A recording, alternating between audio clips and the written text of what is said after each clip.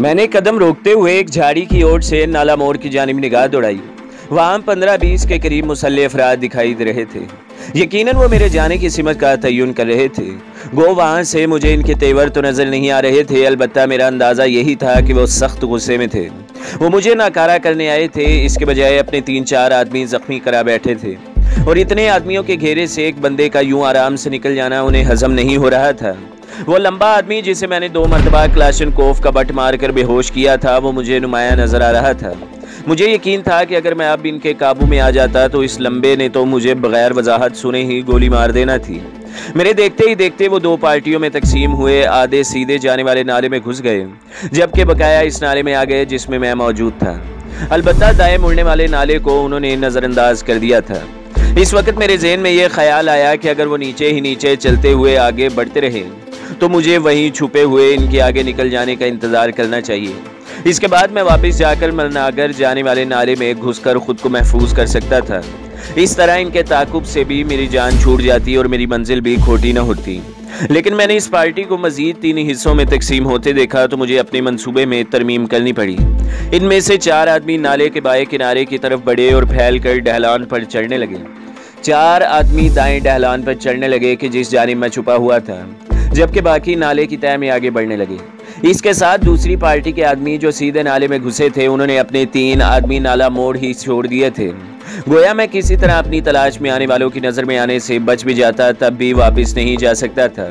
अपने मंसूबे पर मिट्टी डालते हुए मैं झाड़ियों की आड़ में आगे बढ़ने लगा। इनके नज़रों में आने से बचने के लिए मुझे अपनी रफ्तार कम करना पड़ी थी। अब आगे बढ़ने के बजाय मैं ऊपर चढ़ने पर ज़्यादा तवज्जो दे रहा था। 50-60 गज चलने के बाद एकदम चलगुज़े के दरख्तों का सिलसिला शुरू हो गया। इन दरख्तों की वजह से मैं ज़्यादा तेज़ी से सफ़र कर सकता था, क्योंकि अब खड़ा होने के बावजूद मैं दूर से नज़र नहीं आ सकता था। इस पहाड़ी की बुलंदी इतनी ज़्यादा नहीं थी। जल्द ही मैं चोटी के करीब पहुँच गया था। चोटी से 50-60 गज नीचे ही दरख्तों का सिलसिला ख़त्म हो रहा था। पहले तो मैंने ख़तरे से बचने का सोचा और इन्हीं दरख्तों के अंदर रहते हुए आगे बढ़ने का फ़ैसला किया, मगर फिर मुझे ख्याल आया कि दुश्मन की बुलंदी पर पहुंचने की सूरत में मैं दोनों जानिब से घेरे में आ जाता और इस वक्त किसी की भी नज़र मुझ पर पड़ जाती तो मेरा वहां से बच निकलना मुश्किल हो जाता। ये ख्याल आते ही मैंने मोहतात अंदाज में बुलंदी की तरफ कदम बढ़ा दिए। छदरी झाड़ियों और इक्का दुक्का पथरीली चट्टानों की आड़ लेता हुआ मैं हत्युल वसा कोशिश कर रहा था कि किसी की नज़र मुझ पर न पड़ जाए। बदकिस्मती ये थी कि सुबह सवेरे ही मुझे दुश्मन का सामना करना पड़ गया था। इस वजह से दिन गुजरते ही मैं नहीं आ रहा था। अगर अंधेरा छा जाता तो मुझे मजीद सहूलत मिल जाना थी। फिर मैं दूर से किसी को नजर ना आता और इस अंधेरे में पहाड़ी इलाके में एक आदमी को तलाश करना किसी बड़े इत्तफाक ही की मरहूने मिन्नत हो सकता है और अमूमन ऐसे इत्तफाकात ज़हूर पजीर नहीं हुआ करते।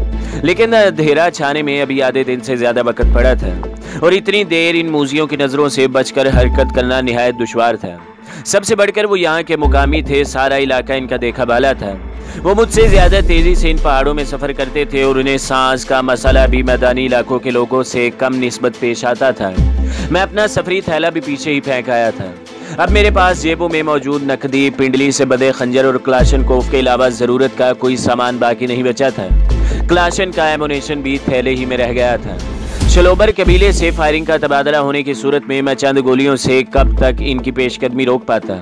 वो काफ़ी तवील पहाड़ी थी और ऊपर पहुंचकर मैं काफ़ी तेज़ी से हरकत करके किसी मुनासिब नाले या दूसरी पहाड़ी का रुख कर सकता था। और जितना ज़्यादा मैं दूर होता जाता, मेरी तलाश में आने वालों का एक दूसरे से फासला इतना ही बढ़ता जाता। इसका फ़ायदा ये होता है कि अगर इत्तफाकन कोई पार्टी मुझसे टकरा भी जाती तो दूसरे इसकी मदद को बर वक्त नहीं पहुँच सकते थे। और इतना मोम का पतला मैं भी नहीं था कि 3-4 आदमियों के काबू में आ जाता। मैं मोहतात अंदाज में हरकत करता हुआ धीरे धीरे से चोटी के करीब पहुँचता जा रहा था। एक घनी झाड़ी के करीब पहुंचकर मैं लम्हा भर सांस लेने को रुका। वहां से चोटी तक 15-20 कदम का फासला बाकी था, लेकिन रास्ते में कोई नजर आड़ मुयस्सर नहीं थी जिसका सहारा लेकर मैं ऊपर पहुंच सकता। लेकिन बुलंदी पर पहुंचना भी जरूरी था, इसलिए खतरा मोल लिए बगैर कोई चारा नहीं था। नाले की तरफ नजर दौड़ाने पर मुझे कोई नजर न आया कि वहां से ना तो नाले की तह नजर आती थी और ना नाले में मौजूद कोई शख्स इस जगह को देख सकता था। अलबत्ता मेरे पीछे ढलान चढ़ने वाले अफराद मुझे देख सकते थे। इस तरफ नाले के दूसरे किनारे पर ढलान चढ़ने वालों की नज़र भी इस जानिब उड़ जाती तो उन्हें मैं नजर आ सकता था। क्योंकि नाले की चौड़ाई इतनी ज़्यादा नहीं थी, दिल ही दिल में खुदा को याद करते हुए मैंने ऊपर की तरफ कदम बढ़ा दिए। वो थोड़ा सा फासला मैंने दौड़ कर तय करने की कोशिश की थी। गो बुलंदी पर दौड़ना करीबन नामुमकिन होता है कि ऑक्सीजन की कमी की वजह से सांस फूलने तो क्या उखड़ने लगता है, लेकिन चंद कदम लेने में कोई मुजायका नहीं था। और फिर मैं ऊपर पहुंचकर एक पत्थर की आड़ लेने ही वाला था कि मुखालिफ पहाड़ी की तरफ से तड़तड़ाहट की आवाज उभरी और बिला शक्को शुबा इस फायरिंग का निशाना मेरी जात थी। बिल्कुल आखिरी लम्हात में मैं देख लिया गया था। बकौले शायर, किस्मत की खूबी देखिए टूटी कहाँ कमंद, दो चार हाथ जबकि लबे बाम रह गए। गोली चलाने वाले का निशाना खता जाने के बावजूद मेरा मकसद पूरा नहीं पाया था। नजर आकर मैंने एक बार फिर अपने हदफ मुहैया करके अपने गिर्द घेरा डालने का मौका दे दिया था। बहरहाल मेरे पास सोग मनाने या सर पीटने का वक्त नहीं था। दूसरी जानिब उतरने की बजाय मैंने बुलंदी पर ही आगे बढ़ना शुरू कर दिया। वो पहाड़ी 500-600 गज तवील थी। इसका रुख करीबन जनूब मगरिब बन रहा था। फायरिंग की आवाज़ तवातर से आना शुरू हो गई थी। वो अब मैं इनकी नज़रों से ओझल था, लेकिन इनकी फायरिंग के बायस दाएं बाएं फिरने वाली तमाम पार्टियां इस जानिब मुतवज्जा हो गई थी। इसके साथ लाजमी बात है उन्होंने ये बात मुखाबरे पर भी दूसरी पार्टियों को बता दी होगी। थकन महसूस करने के बावजूद मेरी टांगों में बिजली भर गई थी और मैं जल्द से जल्द वहां से दूर होकर किसी ऐसी जगह पहुंचना चाहता था जहां मेरी तलाश के लिए उन्हें दोबारा मुंतशिर होना पड़ जाता। बाएं जानिब मौजूद नाला इस पहाड़ी के साथ साथ जुनूब मगरिब की जानिब मुड़ रहा था। यकीनन नाले की तह में मौजूद आदमियों ने सामने की तरफ आकर मुझे पकड़ने की कोशिश करना थी। अलबत्ता इस पहाड़ी के दाएं जानिब 2-3 नाले लग रहे थे। मैं इनमें से किसी नाले में उतर सकता था और मैंने ऐसा ही किया। एक नाला छोड़कर दूसरे के नजर आते ही मैं ढलान उतरने लगा। अब मेरे कदमों में पहले से ज्यादा तेजी आ गई थी। मैं बमुश्किल एक तिहाई ढलान उतर पाया था कि मुझे अकब में फायरिंग की आवाज सुनाई दी। वो चारों आदमी जो मेरे पीछे पीछे इस ढलान पर चढ़ रहे थे, ये मालूम होते ही कि मैं बुलंदी पर हूँ, उन्होंने ऊपर पहुंचते हुए देर नहीं लगाई थी। बहरहाल अभी तक वो मुझसे दूर थे और इतने फासले से वो मुझे निशाना नहीं बना सकते थे। अपने कदमों में मजीद तेजी लाते हुए मैं हत्युल वसा की सियाड़ को अपने अकब में रखकर आगे बढ़ता गया। नाले में उतरने के बाद ही अगली चढ़ाई चढ़ सकता था। यूं ही मैं नाले में उतरा, एक मरतबा फिर अकब में फायरिंग की आवाज सुनाई देने लगी। वो मुझे अपनी निगाहों से ओझल नहीं होने दे रहे थे। सामने की पहाड़ी पर ज्यादा दरख्त नहीं थे, लेकिन इस पर चढ़ने के अलावा मेरे पास कोई चारा कार नहीं था। नीचे उतरते वक्त एक और परेशान कुन बात मेरे मुशाहिदे में आई थी कि जिस नाले में मैं उतर रहा हूँ वह इस सीधे नाले से टकरा रहा है जहाँ शलोबर कबीले वालों की दूसरी पार्टी मेरी तलाश में गई थी। इसलिए बजाय नाले में आगे बढ़ने के मेरा बुलंदी पर पहुंचना जरूरी था। दौड़ते दौड़ते ये सब कुछ तय कर चुका था, इसलिए नाले में रुकने की बजाय मैंने बुलंदी का सफर शुरू कर दिया था। एक बार फिर मेरा सांस फूलने लगा था, लेकिन वो वक्त सांस बहाल करने का नहीं था। गजी खैल कबीले के साथ हमदर्दी करना मुझे कुछ ज्यादा ही महंगा पड़ रहा था। शलोबर कबीले वाले गजनी खैलों पर आया हुआ गुस्सा मुझ पर निकाल रहे थे, या शायद इनकी निगाहों में मेरा कसूर नाकाबिले माफी था।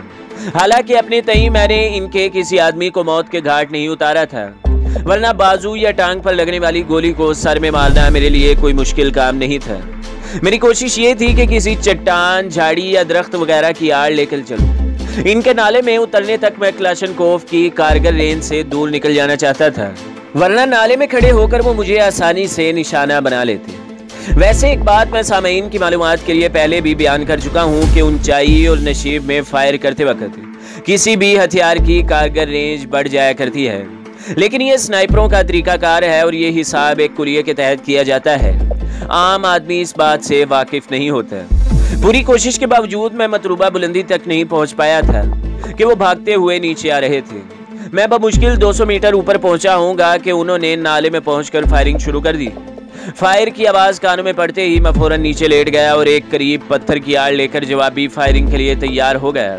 वो चारों बगैर किसी आड़ का सहारा लिए नाले दरमियान में खड़े थे। मेरी क्लाशनकोफ का सेफ्टी लीवर सिंगल राउंड पर सेट था। मतलूबा रेंज लगाकर मैंने शिस्त लेकर दरमियानी आदमी की टांगों को निशाना बनाने लगा। यूं भी इनके रुके होने की वजह से वो आसान हदफ की सूरत इख्तियार कर गए थे। लुबलुबी दबाते ही मज़कूरा आदमी नीचे गिर गया। इसके साथ ही बाकी आड़ की तलाश में पहाड़ी की जड़ की तरफ भागे। इनके छुपने का तमाशा देखने की बजाय मैं बुलंदी पर चढ़ने लगा। पहाड़ी की जड़ में छुपने की वजह से मैं भी इनकी नज़रों से ओझल हो गया था और जल्द ही उन्हें इस बात का एहसास हो जाना था और मेरे गुमान के मुताबिक थोड़ी देर बाद ही इनकी तरफ से फायरिंग शुरू हो गई। वो नाले के दूसरे किनारे पर जाकर किसी पत्थर वगैरह की आड़ लेकर फायरिंग कर रहे थे। इतनी देर में मजीद दूर हो गया था। दाएं बाएं पड़े पत्थरों से टकराने वाली गोलियों ने मुझे फौरन ही यह बावर करा दिया था कि मैं अब तक इनकी रेंज में ही था। एक मरतबा फिर मुनासिब आड़ के पीछे लेट कर मैं इनकी तरफ मुतवज्जा हुआ।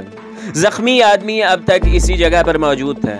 जमीन पर बैठकर वो अपनी टांग पर कपड़ा लपेट रहा था, क्योंकि खून के बहाव को रोकने के लिए ये काम निहायत जरूरी था। मैं अगर चाहता तो आसानी से इसका आदम आबाद का टिकट कटवा सकता था, लेकिन अब तक मैं उन्हें जान से मारने से गुरेज कर रहा था। मैंने फायर करने वालों की पोजीशनों का जायजा लिया। 2 आदमी आड़ के ऊपर से फायर कर रहे थे और इनके सिरों में गोली मारना इतना मुश्किल नहीं था। तीसरा आदमी पत्थर की आड़ के दाएं जानिब से फायर पर शुरू था। मैंने इसी के कंधे पर निशाना साध कर फायर कर दिया। इसकी चीख सुनते ही बाकी दोनों मुकम्मल तौर पर पत्थर के पीछे छुप गए थे। मैं वक्त जाया किए बगैर दोबारा ऊपर चढ़ने लगा। इस मर्तबा मुझे निशाना बनाने के बजाय वो अपने साथियों को संभालने लगे। इस दौरान मैं इनकी रेंज से निकल गया था। बुलंदी पर पहुंचते ही मैंने 2-3 मिनट रुककर सांस सीधा किया और फिर एक तरफ को बढ़ गया। दुश्मन ने ऊपर चढ़ने की कोशिश नहीं की थी। 4 में से 2 जख्मी हो गए थे और जख्मी साथियों को अकेला छोड़कर उन्होंने मेरा ताकुब करना मुनासिब नहीं समझा था। यह भी मुमकिन था कि उन्होंने रेडियो सेट के जरिए अपने दूसरे साथियों को वहां बुला लिया हो। मेरी बला से कोई वजह भी थी। मुझे जल्द अज जल्द वहां से दूर निकलना था। बैठे बिठाए मुफ्त की मुसीबत गले पड़ गई थी। ना रोशन खान मुझे इस दिन सैलाब खान के पास ले जाता और ना मेरा सफर खोटा होता है।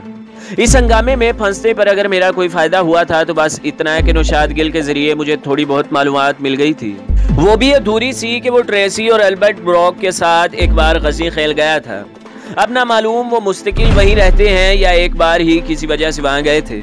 खैर कुछ भी था, मुझे एक बार तो गजनी तक जाना था। अगर अल्बर्ट मुझे वहां ना भी मिलता तब भी शायद इसके बारे में कोई हल्का सा सुराग मिल जाता। अल्बर्ट से भी बढ़कर मुझे मेजर जेनिफर हिंडस्ले को तलाश करना था। कभी उम्मीद थी कि इस मामले में वो मेरी मदद जरूर करती। वो इस बारे वो गुज़श्ता मुलाकात में सरसरी सी माजरत कर चुकी थी, मगर इस वक्त मैंने इस पर इतना जोर भी नहीं दिया था। ये भी मुमकिन था कि वो वापस लौट चुकी होती। बहरहाल ये बात की बातें थी। इस वक्त मुझे जान बचाने का मुश्किल मरहला पेश था। शलोबर कबीले के लोग पीर तस्मा पाक की तरह मेरे पीछे पड़े थे। मेरे ताकुब में आने वाले गो इस पहाड़ी के नीचे ही रुक गए थे, मगर अभी तक मैं खतरे की हदूद से नहीं निकला था। पहाड़ी आगे जाकर एक दूसरे बुलंद पहाड़ से मिल रही थी। दरमियान में कोई नाला वगैरह भी नहीं था। दूसरी पहाड़ी की इंतहाई बुलंदी पर मुझे बर्फ की सफेदी नजर आ रही थी। मेरे पाँव में इस वक्त स्पोर्ट शूज थे। गुलगारे के वालिद शमरेज खान के बूट मेरे सफरी थैले में ही रह गए थे। एक बार तो मैंने ऊपर ना चढ़ने का सोचा, क्योंकि बर्फ की वजह से अपने साथ पेश आने वाला हादसा मुझे भूला नहीं था। लेकिन फिर यह सोच कर कि मैंने कौन सा वहां रहना है, इस बुलंदी को अबूर करके आगे गुजर जाऊंगा। ये सोचते ही मेरे कदम एक बार फिर बुलंदी की जानिब बढ़ गए। काफी मुश्किल चढ़ाई थी। मुझे सुबह से मुसलसल कभी दौड़ना पड़ रहा था और कभी चढ़ाइयां चढ़ना पड़ रही थी। ऐसी सूरत में थकन होना अचंभे की बात नहीं है। अलबत्ता ऐसे हालात में जीना मेरे लिए कोई नई बात नहीं थी। अभी तक मुझ में काफी जान मौजूद थी और मैं इतना नहीं थका था कि गिर पड़ता। वहां निस्ब बुलंदी तक दरख्त मौजूद थे। जो मैं बुलंद होता गया, तेज हवा के साथ सर्दी भी बढ़ती गई। वो चढ़ाई चढ़ते हुए ज्यादा मुशक्कत की वजह से पसीना आ जाता है और सर्दी कम ही लगती है, मगर इंसान को सर्दी के बढ़ जाने का एहसास जरूर होता है। घड़ी देखने पर सुइयां एक का हिंसा अबूर करती नजर आई। मुझे दौड़ते भागते नशीब फराज अबूर करते करीबन 5.5 घंटे हो रहे थे, क्योंकि गजनी खेल से मैं सुबह 8 बजे रवाना हुआ था। मजीद आधे घंटे बाद मैं ऊपर पहुंच गया। चंद लम्हे मैं सुस्ताने बैठा, लेकिन ठंडी हवा मेरा मिजाज पूछने लगी थी। आराम का इरादा तर्क करते हुए मैं खड़ा हो गया। दूसरी जानिब नीचे उतरने से पहले मैंने पीछे मुड़कर निगाह दौड़ाई। हद्दे निगाह तक पहाड़ी सिलसिले नजर आ रहे थे। मेरे पास दूरबीन मौजूद नहीं थी, वरना मैं अपने दोस्तों की हरकत देखने की कोशिश जरूर करता। नीचे उतरते वक्त मेरी रफ्तार काफी तेज थी। 20-25 मिनट में मैं दूसरी जानिब मौजूद नाले में पहुंच गया था। नाले में बहता पानी देखकर मुझे याद आया कि सुबह से मैं पानी नहीं पी सका। हाथों का हुक बनाकर मैं छोटे बड़े पत्थरों के दरमियान जारी शफाफ पानी से लुत्फ अंदोज होने लगा। खूब सैर होकर ठंडा पानी पीने के बाद ही मैं नाले ही नाले आगे बढ़ गया। बुलंदी पर चलने वाली तेज हवा वहां बिल्कुल हल्की हल्की महसूस हो रही थी। इस नाले का रुख जुनूब मगरिब की तरफ था। नाले के बाएं किनारे पर झाड़ियों का घना झुंड था, जो बुलंदी की तरफ बतदरीज छदरा छदरा होता गया था। अलबत्ता दाएं जानिब इक्का दुक्का झाड़ियां ही नजर आ रही थी। अपने जिस्म को आराम पहुंचाने के लिए मैं मुनासिब रफ्तार से चल रहा था, लेकिन सुकून शायद मेरी किस्मत में नहीं था। मैं नाले मोड़ से 100-150 गज ही दूर था कि मुझे 6-7 आदमी मोड़ मुड़ कर इस जानिब आते दिखाई दिए। ठटक कर रुकते हुए मैंने फौरन करीबी झाड़ी की आड़ ली, मगर मेरी तेजी किसी काम नहीं आई। उन्होंने मुझे देख लिया था और बगैर सेकंड ज़ाया किए उन्होंने क्लाशनकोफ़ों का रुख मेरी जानिब करते हुए फायर खोल दिए। एक बार फिर मेरी दौड़ शुरू हो गई थी। चढ़ाइयाँ सर करना इस दिन मेरे नसीब में लिख दिया गया था। मैं झाड़ियों की आड़ लेकर ऊपर चढ़ने लगा। कंधे से लटकी हुई क्लाशनकोफ मैंने हाथ में पकड़ ली थी। अगर वो इसी तरह दौड़ते हुए आगे बढ़ते रहते तो मुझे जल्द ही आ लेते।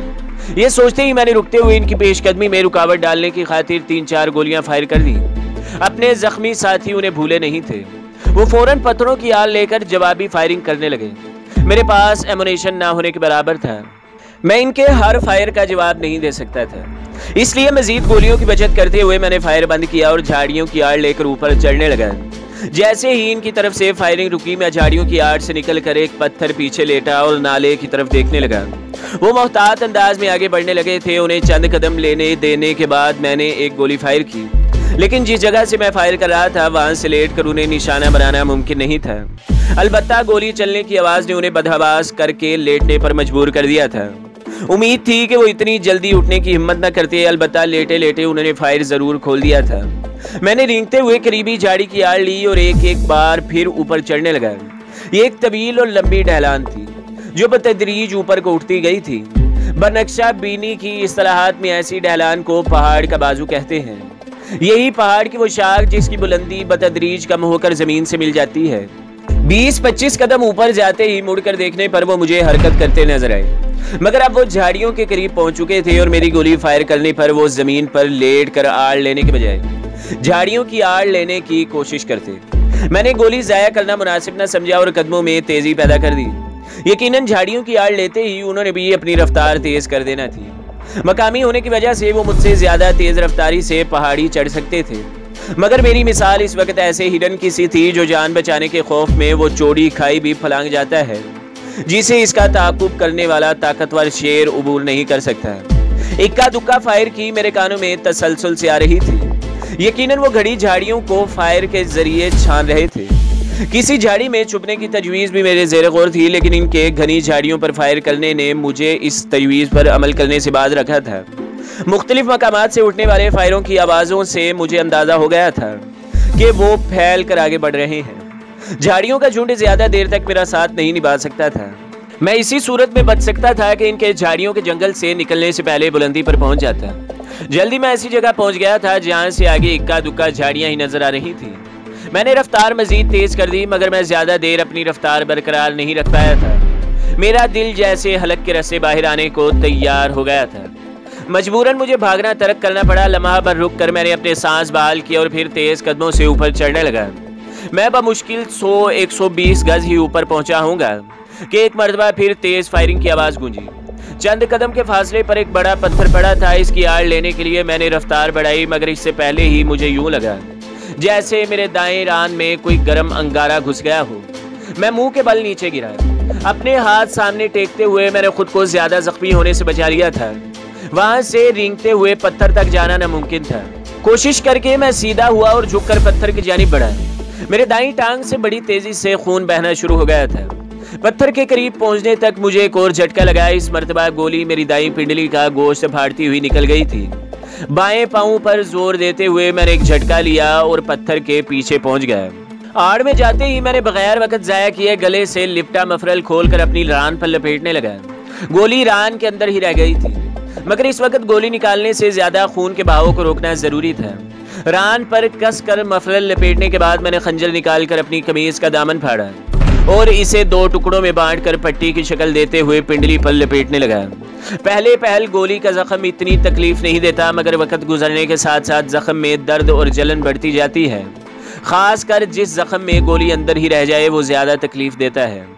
दोनों जख्मों पर पट्टी बांधने के बाद मैं नीचे की तरफ मुतवज्जा हुआ। यकीनन दुश्मन को मालूम हो गया था कि मुझे गोली लग चुकी है।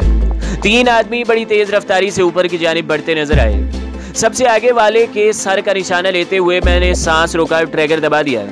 बस बहुत रियायत हो गई थी। मेरी जान छोड़ने पर वो यूं भी आमादा नहीं हो रहे थे, यहाँ तक कि अब तो सचमुच मुझे जान के लाले पड़ गए थे। वो उछल कर पीछे को उल्टा और नीचे लुढ़कने लगा।